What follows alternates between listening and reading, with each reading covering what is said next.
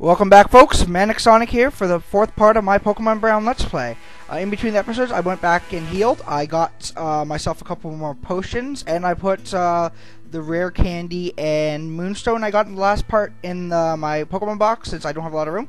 I wanted to show, this is something I found. I found a Slowpoke on my way back in, so yeah, you can get Slowpokes in here. So that's another Pokemon you could catch by this point. I didn't catch one. I don't plan on catching one since I don't really need a water and psychic type.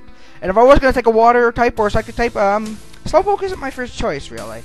As you will notice here, Diglett's leveled up slightly again on my way back in and out, because, like I said, I'm not going to run from wild battles either on screen or off screen. So when I'm going back, so you might notice that once in a while. And he'd taken a little bit of damage on the way back in too, but still, he only knows Scratch. Speaking of which, I was checking, actually, I'll mention what I was going to mention more. I want to mention something here. I noticed something in the, oh no, I'm alone with you, what will we do? It's just unusual that she says that, especially since, in the last episode, if you noticed, there was a hiker that ambushed us when we came down that ladder.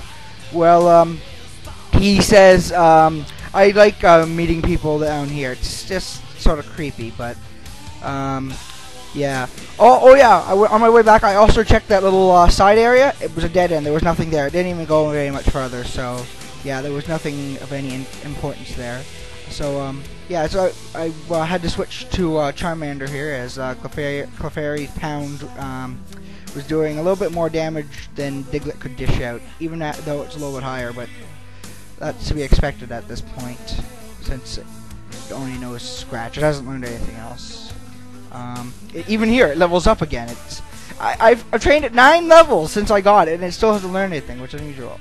Now, I'm going to talk to her again. This is what makes me think that it's something, you just don't get it, do you? It's just, how she said that, it makes me think of it in, how would I say this? A creepier way than it might mean, I guess. But yeah, oh yeah, I was going to mention, I checked Diglett's stats, or its move pool on using some old strategy guides I have. And from what I've seen of at the beginning, I've noticed they've had Glygars appeared a couple of times, which makes me think there might be some gold, silver, crystal elements from it. So I checked both.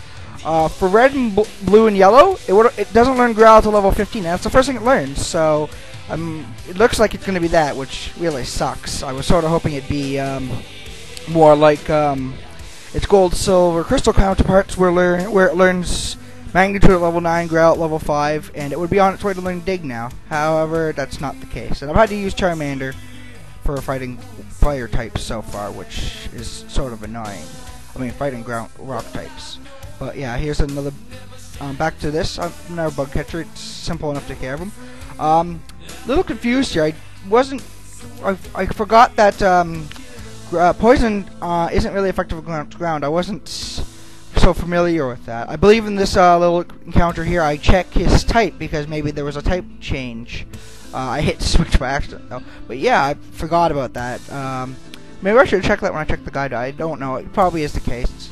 But yeah, so oh yes, and speaking about it possibly having gold, silver, crystal aspects, there's going to be a TM I'm going to find soon after this first battle. It's going to make me think as such. Yeah, so Charmander, I don't believe he's leveled up since I on my way out, back in and out. So, but yeah, I know this is sort of a spoiler for later in this episode, but we're gonna finally get out of this cave in this episode, which is sort of nice. Oh, yeah, found a repel here. Sorry, repel was first. So, I'm not gonna be, like I mentioned, I'm not gonna be using repel, so I'm gonna end up probably selling it when I get to the another Pokemart, probably in the next city. But yeah.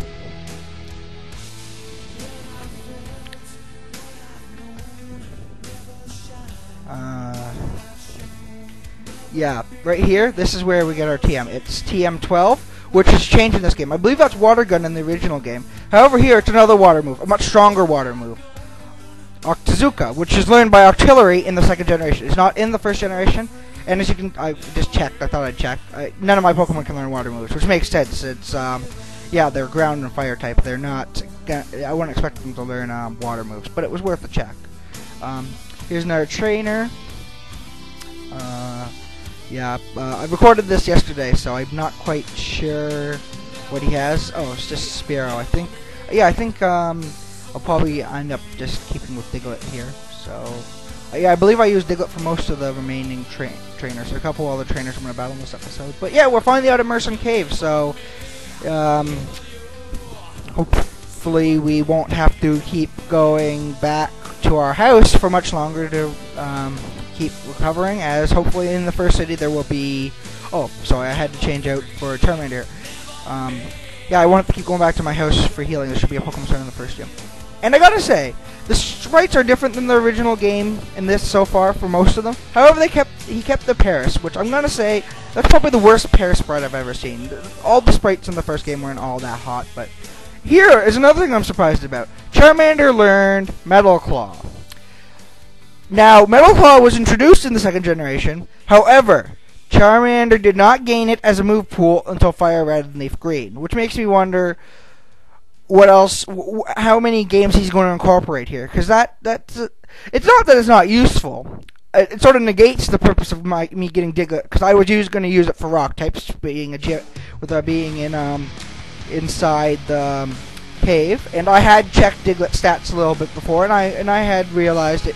I was hoping I would have learned Magnitude a little bit earlier. However, that's not the case. Here I'm going to check these little blank spots, as sometimes there are hidden items there.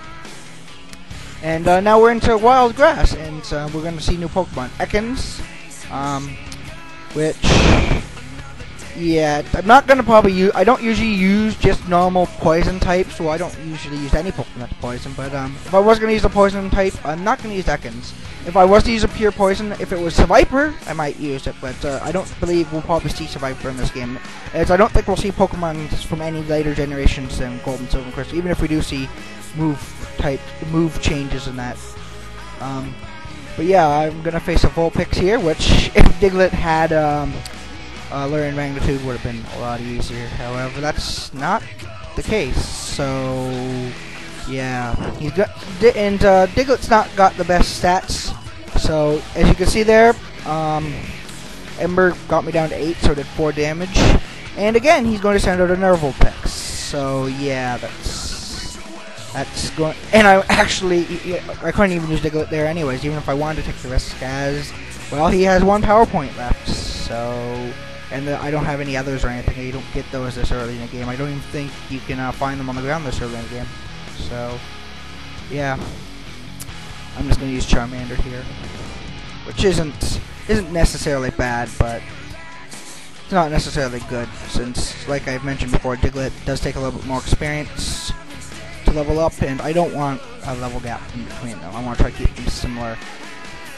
Now, in the last episode, I was looking at my comments. It was asked what I plan doing for gyms. What kind of training am I going to be doing before gyms off screen? Well, since I don't exactly know how the gyms are going to be in this game, I don't know the level gap in between the trainers out here and in the gym, I'm going to use the first gym as a test. I'm going to use my time-tested method that I use in all my actual games of before fighting a gym leader, I'm going to get my Pokemon to the nearest multiple of 5. So in this case, if the gym's in the next city, I will be getting my Pokemon to level 15.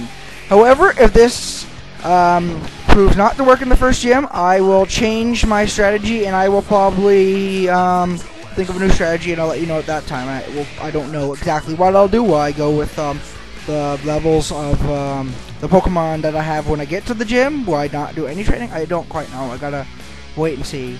So, because ROM hacks are different. Sometimes there's big level gaps, but yeah. This is as you can probably notice, and I'm noticing now, I'm running low on time for this episode, so this will be my last battle for this episode. Actually, we're getting a little panicked here since Charmander fell asleep, and I don't have any awakenings. I wasn't even capable of getting it, so yeah, that was a problem. However, Jigglypuff burns, so that helped. However, I gotta find our Jigglypuff here, so yeah.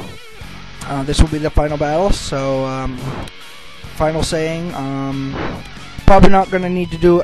No, I'm not gonna do any training because I'm hoping in the beginning of the next episode I will be getting to the next city and presumably a Pokemon Center. So I'll probably be here at the next episode. I don't plan to do any off-screen training this time, as well, they're pretty close in levels, and I don't really want to go I don't want to go all the way back to train to the first city to recover to be able to train Diglett, since it doesn't know any other moves, and I'm really low on scratch. So yeah, so I'll be starting off here next time. You can comment on this video, rate it, and if you want to see future videos, subscribe. So yeah, I'll see you in the next video, folks. Yeah, peace.